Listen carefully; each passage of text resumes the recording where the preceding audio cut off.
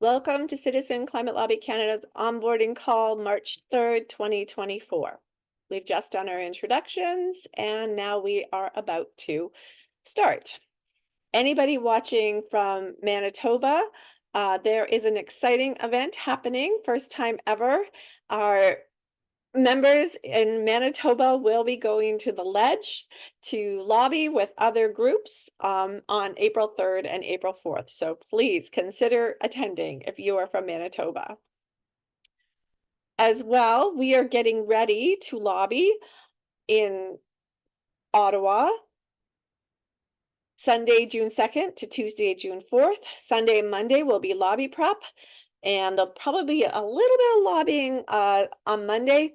And then on Tuesday morning, we're going to build a giant dream catcher on Parliament Hill. Those are the plans. And then we'll be lobbying all day. And we will be doing this event, hopefully in partnership with an amazing artist, Will Moran, whom we've built a dream catcher with before. And this is us here. And our goal is to break the world record. So there's some public service announcement out of the way.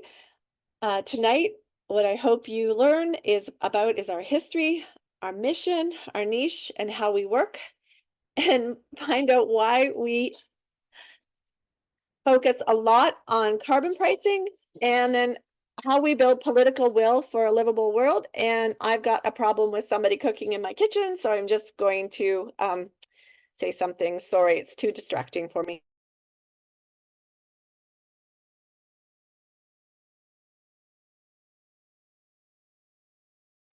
Okay, cool. Thanks, everybody. Thanks for your patience. Okay, so our mission at Citizens Climate Lobby is to build the political will for a livable world by enabling individual breakthroughs in the exercise of their personal and political power. I want you to look at that just for a moment. So we exist to create the political will for a livable world.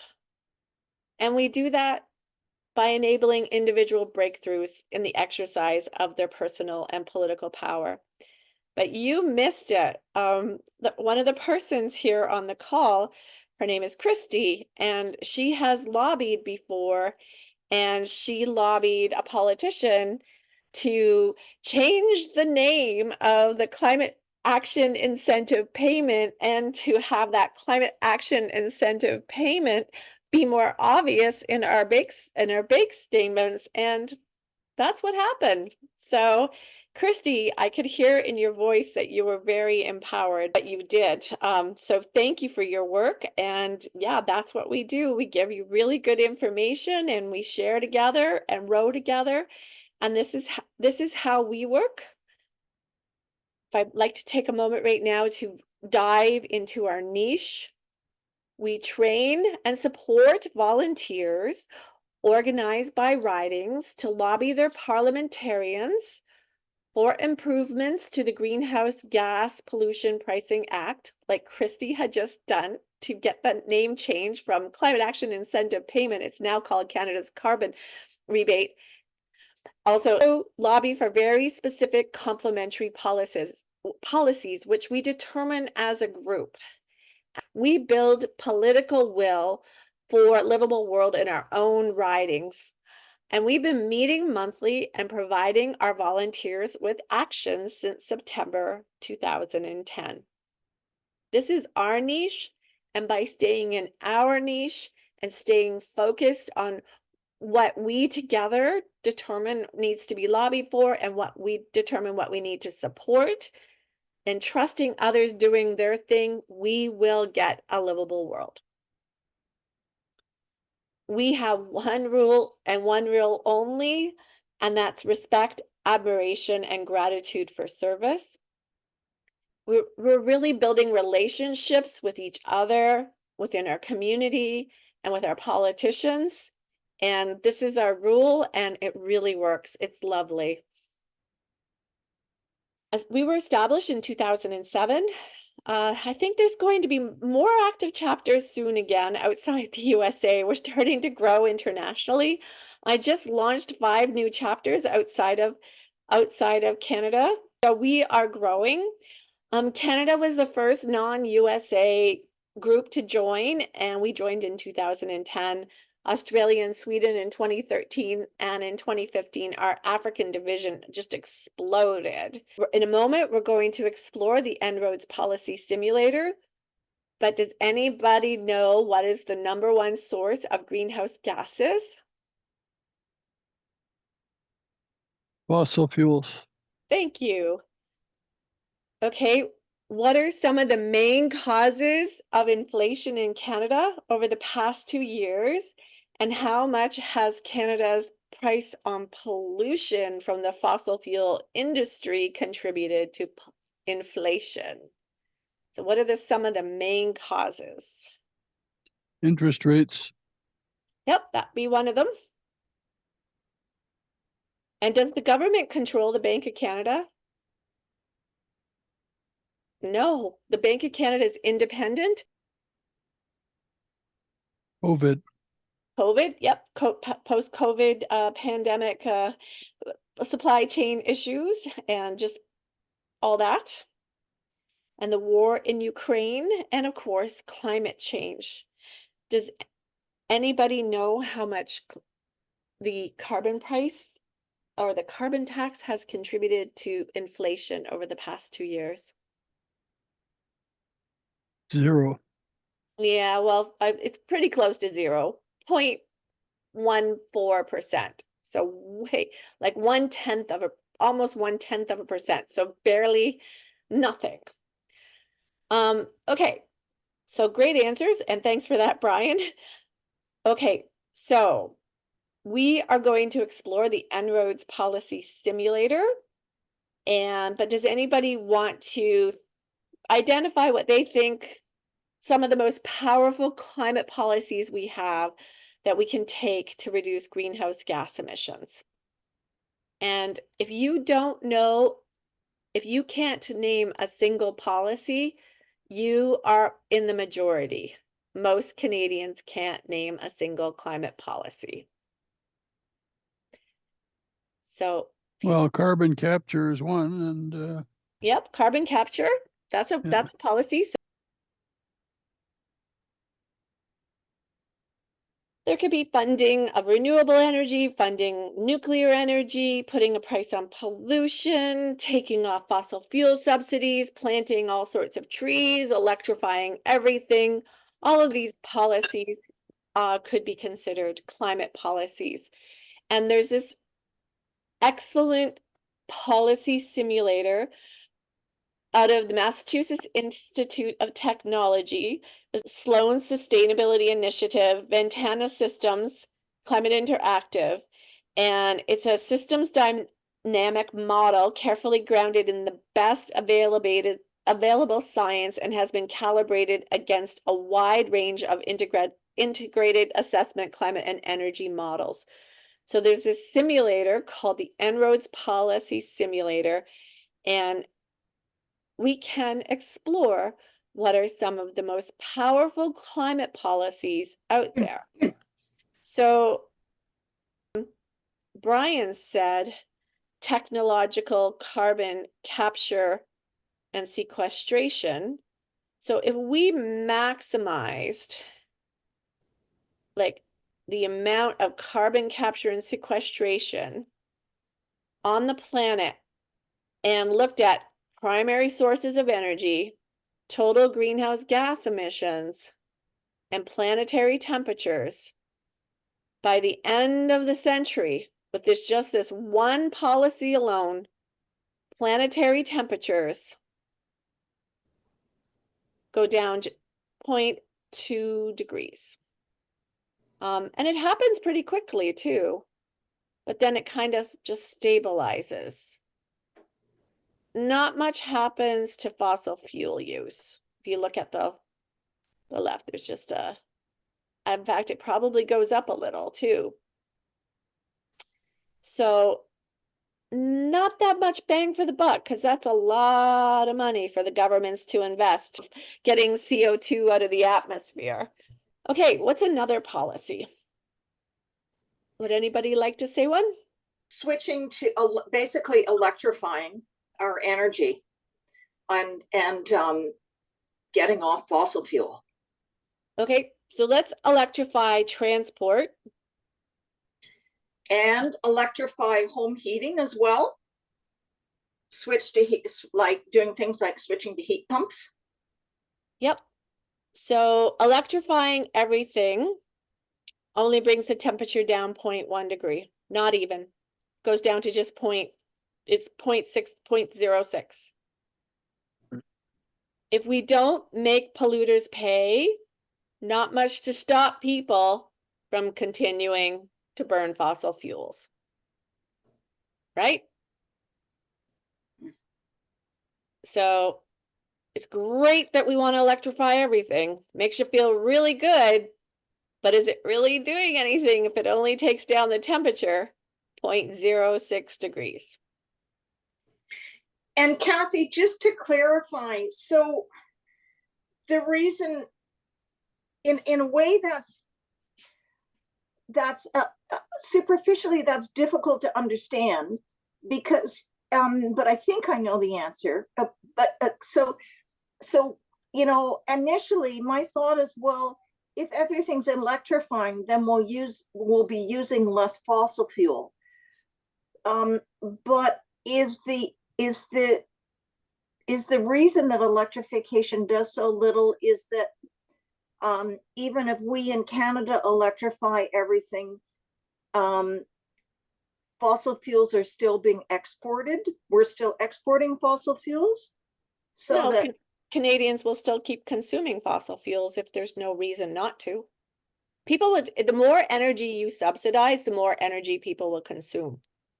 But if everything's electrified, what use would we have for fossil fuel? People will just consume more energy, and this will cost a lot of money too. You need to make polluters pay in order to stop fossil fuel. So I'm sorry, I'm maybe not very bright, but No, I understand if our transportation is electrified and if our home heating is electrified, then where we're using fossil fuels. People can have a choice. They can either do fossil fuels or do electric. If you don't take away fossil fuels, then people can make that choice. Okay, so you're saying that fossil fuels are cheaper, would be cheaper than electric forms of energy. Is that what you're saying? Yeah, they're, without making the polluter pay for all the damage that it's causing. Yeah, it's all the infrastructure's there and people want to use it. They're in the habit of using it, and without a deterrent to get people to stop consuming fossil fuels, they'll just go to the cheapest, most convenient, what they know resource. Okay.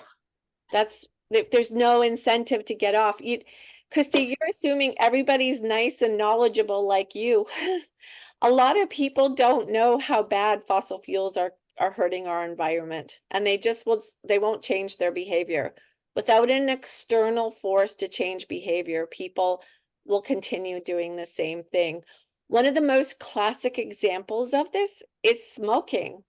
When Canada jacked up the prices of cigarette smokes in the 1980s, there was a precipitous drop in cigarette smoking. Didn't stop everything.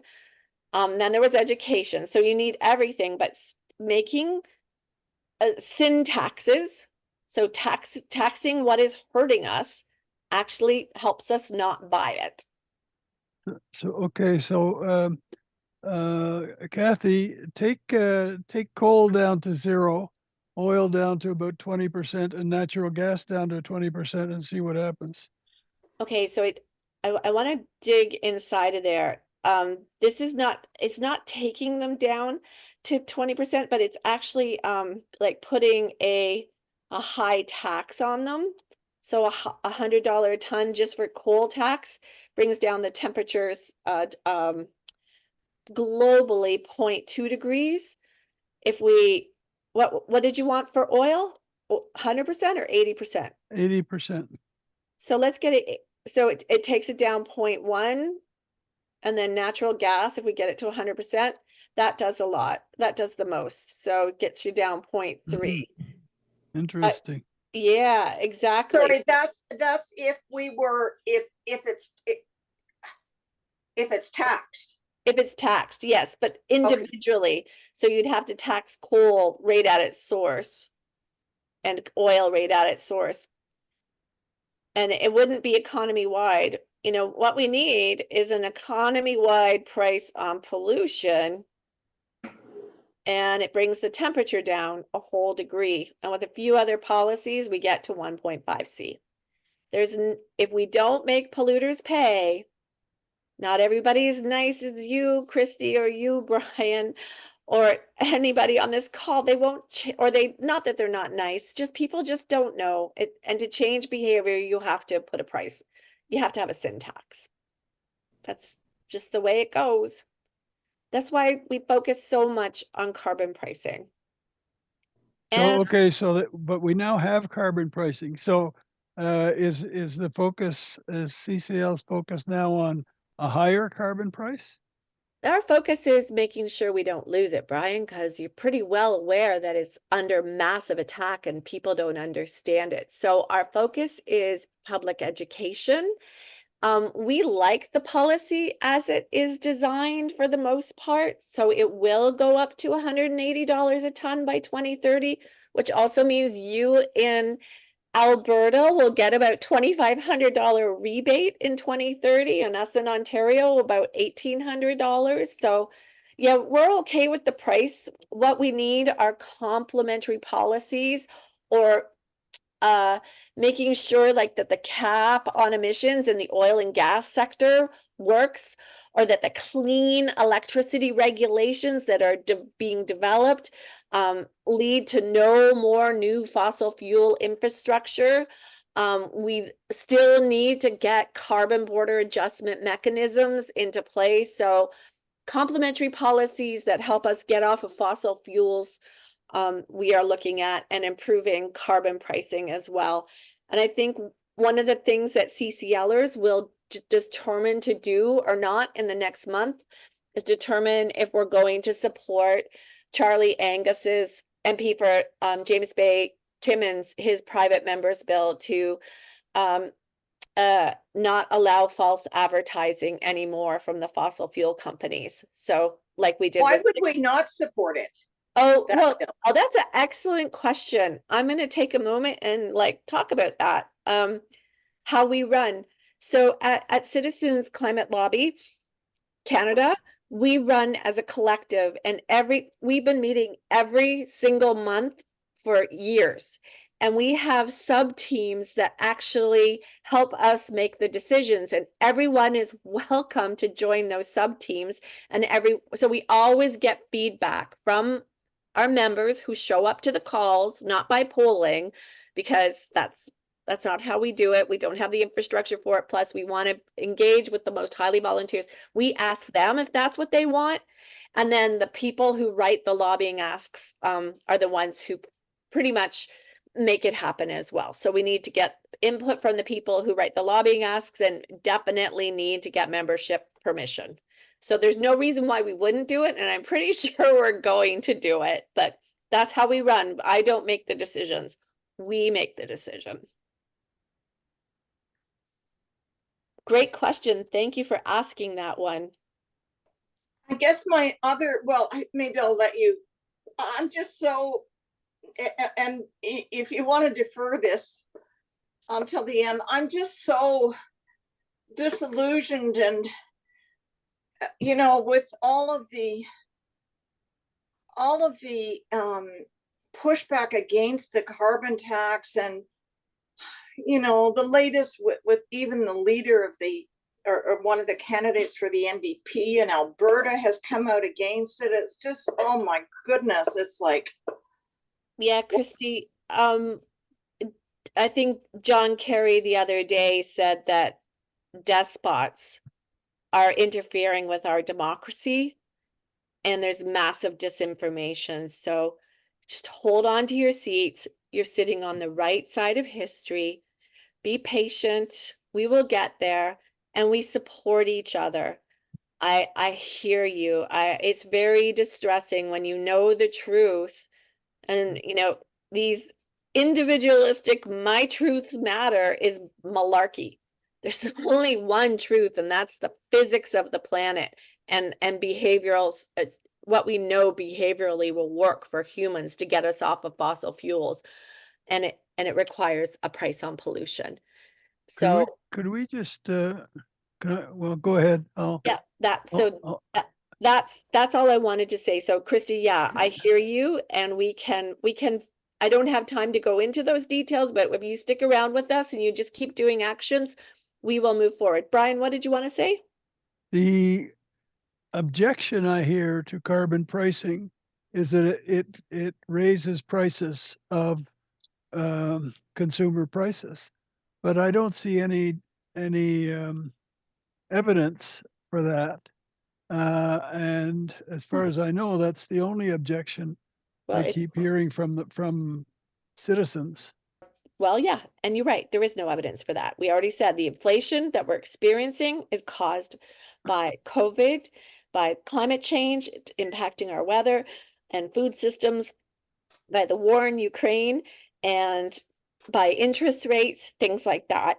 No, there's no evidence. So we just have to keep telling the truth and be patient and polite as we are known to be as Canadians, because this is our democracy. And when people are not polite, they're probably being influenced by un-Canadian forces out there. Great question, Brian. I'm really appreciating the dialogue tonight. So we've got about 20 minutes left, and I'm just going to whip along, but do stop me. There are many ways to price carbon pollution, but these are the three main buckets. There's a cap and trade with offsets. That's what Quebec has. That's what California has. That's what the European Union has. That's what actually Canada has now for the oil and gas sector. We are the first country in the world to put a cap on emissions in our oil and gas sector, and it will be under a cap and trade system. So this has value. And yeah, so you put a cap on emissions, and then companies can trade to stay under the emissions, and then sometimes they can offset. So it's okay. It's very complex, too hard to roll out globally. Another way to price pollution is to put a tax and take the money and spend money. And who wants to pay more taxes? Please put up your hand. And not me, says everybody. And then there's climate income. And that's what we've been advocating for at Citizens Climate Lobby Canada and the USA since 2010. We put a fee on fossil fuels at the source. And our original ask was to start at $15 a ton and increase $10 a ton annually. But in Canada, it's actually going up at $15 a ton annually, which is very exciting. Started in 2022. Return net revenues to households, protecting the lower and middle class. And ultimately, we would like carbon border adjustments on goods imported from or exported with countries without an equivalent price on carbon. Canada and Austria have very similar prices on pollution. People get the money back, and Switzerland also, the people get the money back, but they get it through a decrease in their health insurance premiums from the government. So yep, incrementally rising price on pollution, money back to the people. And Canada is studying border carbon adjustment mechanisms. I have been to the UN negotiations and been in the room with the WTO and the European Union as they are studying, as they present what their latest studies are on developing carbon border adjustment mechanisms. This incrementally rising price on pollution allows us to plan over time and not shock the economy as we unwind our economy from fossil fuels.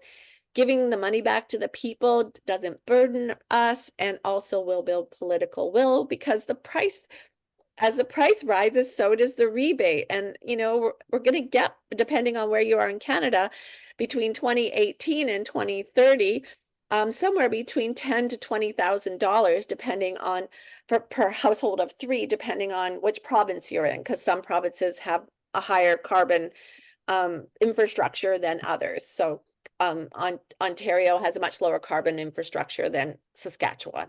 So Ontario the least, Saskatchewan the most. And Canada, and yeah, these border carbon adjustment mechanisms encourage other countries to price pollution. And for those of you who are concerned about our brothers and sisters in the global south, it will also take into consideration common but differentiated responsibilities. So high income countries will pay a full price, middle income countries like China will pay a medium price, and low income countries will get a pass for a while and pay a much lower price. So this is what we've been advocating for.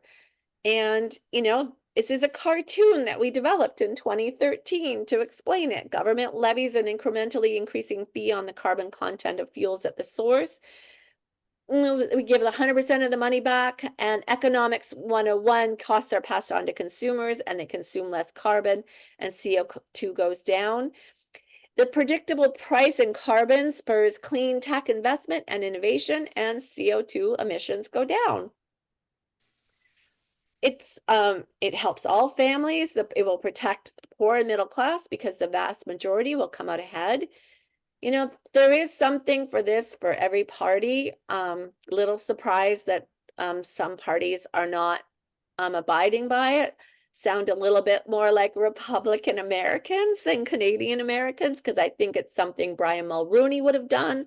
I met Brian Mulroney in the 1980s. Brian Mulroney put a price on sulfur dioxide pollution, and that's how we cured the acid rain problem. Can't believe we can't do this with CO2 too, that we have to do it through some sort of complex thing that we're not even sure what they want to do. But anyways, it should be appealable to everyone. It's a market solution. It's a direct market signal. The government doesn't pick the energy winners and losers. It just makes it easy for the market to compete amongst itself. And this, we need to keep this ramping up to maintain public support. Citizens will need to get a significant dividend. And lastly, it reduces inequality. We found in a study in 2011, and the data keeps bearing this out. The poor are more carbon virtuous inherently. The top 1% of earners in Canada consume 6 times as much CO2 as the bottom 10%. So that's why that most people come out ahead. And these top 1% earners are people making like $250,000 a year, and I'm sure they can afford $400 or $500 extra in carbon taxes. I don't think it'll hurt them, and it'll really reduce emissions. And Can I ask a question? Yeah, please do. Is that statistic the one about the richer ones using more pollution? Is that a collective statistic or an individual statistic? Is that talking about one person, or is that talking about the it's whole collective. group? It's collective. Collective. Wow. Yeah. That's amazing. Amazing. Yeah, it is amazing. It is. This data was known in like 2010. And then this one, again, explains it. So if you want the slides, you can have it. Canada's Greenhouse Gas Pollution Pricing Act is very much like Australia's Klima bonus. Is all this stuff on the website? Nope, it's in the slides, and it will be on the website when we build our onboarding page, Brian. So our next step is to get this video onto a page, and it'll all be there. Go. That's just explaining it. I'm gonna let this one go to, I think what I'd like to do, Brian, is just to focus in a little bit more on this reduce, like why does look at how much greater the CO2 share of growth in CO2 emissions is for the richest 5% on the planet. And look at how the top 10% consume way more than average CO2 compared to the bottom 50%. Way more. They just have really high carbon footprints. And the type of policy that Canada has developed, a study was done in 2021 found that if all countries adopted a uniform carbon tax and then return the revenues to their citizens on an equal per capita basis, it will be able to meet the 2-degree target while also increasing well-being, reducing inequality, and alleviating poverty. It's like the data is so clear. There's just piles and piles and piles of data. This is studies about the impact, the direct impacts of the carbon price on family household impacts. And again, most Canadians come out ahead. And then you can, if you live in Ontario, Manitoba, or Saskatchewan, you can calculate your rebate at Fair Path Forward. And for this article here, if you see this slide, know that you can click on it and you can go to the bottom of the slide, and you can calculate your rebate at the bottom here. So, oops, add. So it is available for every province. And you can also like even put in your fuel usage just to make sure, it reflects you. So lots of online tools. So that's why we cheer on the carbon price. It reduces emissions, and it should be a pleasant carbon pricing policy for most Canadians. So Can I ask Mark Taylor a question, or I'll save it for later? I could ask him later. yeah, I, maybe save it. Is it for Alberta or? it is, yeah. Well, it's for the Conservatives, basically. Let's wait till the end just in case it Okay. sounds a little partisan. Yeah, go ahead. Okay, then I can cut it out. Okay. Yeah, okay. And may I, sorry, I don't know if I'm muted. Can you hear me? No, I can hear you. Yeah, so I just want to ask a question just so I understand how the tax works. Oh, go ahead. So I know the stats show that so the average household user is going to come up ahead. Yeah. So is the idea that say I get $472 back per year, is the idea that say I actually, although I'm not, but say I have a gas furnace and I drive a gas car, is the idea that the carbon tax that is embedded in the gas that I consume with those two major source types of energy of my gas consumption, is the idea that the $472 I get will more than cover the amount of that tax that is passed on to me by the producers. Enbridge is taxed at source, and then in turn Enbridge passes that price on to me, right, in monthly rate. And is the idea that the rebate I get will be greater than the cost of the embedded tax that is passed on to me. Yes. If you are an average Canadian and have an average size home and an average size car and an average size driving habits, yeah, you will get more back than what you paid. And like, how do we know that there isn't inflation, so to speak? That how do we know that, say, Enbridge doesn't have a big markup on the carbon tax? You can look directly at your bill, and everything should be itemized for Enbridge. So, including the carbon tax? Yeah, they put it in there. Okay, thanks. That's very Yeah, but, well, I want to jump in on this one. I don't understand something here. If Enbridge is charged on their product and they pass the cost on to the consumer, what is the incentive on Enbridge to produce less CO2? If they can sink some of that carbon, and they can show that their methane systems are not, they're not leaking as much methane, then and they can physically show that, I'm sure they'll pay less. So that's getting really technical, and I only have 6 minutes left, but it'll be so expensive that geothermal and the heat pumps and cooling pumps, well, heat pumps also cool your homes, all that will eventually come to bear. Mhm. Okay, so I want to quickly just talk about CCL ourselves. We are very organized. Like, we only have 2 part-time staff, and we want our volunteers to relax and spend a lot more time enjoying their life than trying to save this planet, because this work is hard. If you ever try to email me a long email, I'll probably shoot back to you saying emails are for yes, no, and meet me here. And I encourage all volunteers and all new staff to not get into email discussions, because you'll really burn yourselves out. Get on phone calls, meet in person, talk things through.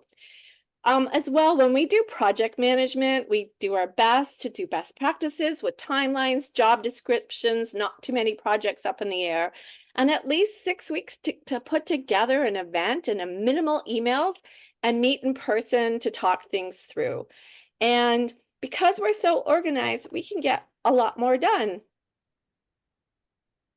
So we were the organization that did lobby a lot for that carbon price. We started in 2010, and by 2018, I think we had met with parliamentarians almost 1,000 times. I'm forgetting the number now. But that year in 2018, we went to Parliament Hill 3 times, and we lobbied over 200 times that year for the carbon pricing policy that Canada has. We also appeared in newspapers 728 times, and we recorded 525 letters. And I mean, literally letters, like physical letters. This was before we started doing digital campaigns. Almost all of these were physical letters sent to their parliamentarians. Just incredible work. These are our latest results. This is what we looked like in January 2023, and here's January 2024. We had 30 media publications. By the end of January 2023, this year we have 106 touches with media instead of just 30. We've got more volunteer group development. We've got a lot more contact with legislatures. Not that much lobbying, but things have gone up. Look at January compared to February. We've had 24 lobby meetings. We've touched media 219 times between in January and February totaled. And we just continue, look at the contact with legislators, highly organized, details doing our work, just really proud. And yeah, and we got what we lobbied for. We lobbied for a change in that name, that climate action incentive payment. Like, that word incentive is like, what? So they changed the name to the Canada Carbon Rebate. Thank you to all who did that. And we also asked that they get banks to consistently label the Canada Carbon Rebate in direct deposits. The government is encouraging banks to do this, but we would really like them to make it a law because we want it to be mandatory. Because we want it to be mandatory. We When you're trained by us, you will learn that we work on these 7 core values. And yes, we're across the world, so I have an Africa flag here, but yeah, we are across the world. And this is our 2-year plan. Like, we are organized, and as you get trained by us, you will learn about all the little itty bitty things that we are doing, and how organized we are. For example, Mark, and with a little bit of help from Mary Blake and myself, but mostly Mark, he put together this laser talks booklet that is just phenomenal on demystifying carbon pricing, and people around the world are using this. It's like really detailed, highly resourced, excellent booklet about talking about carbon pricing. We just were at Queen's Park. 58 of us were in the dining hall at Queen's Park, met with 18 parliamentarians or staffers. I think it was 14 parliamentarians and 4 staffers from all political parties to talk about transforming Ontario's energy sector. And this week we have a media event at Queen's Park. And also at the beginning, I told you about our event on Parliament Hill, June 2nd to June 4th, and in Manitoba. And I'm going to stop sharing now. So anyways, I want to thank you for being on the call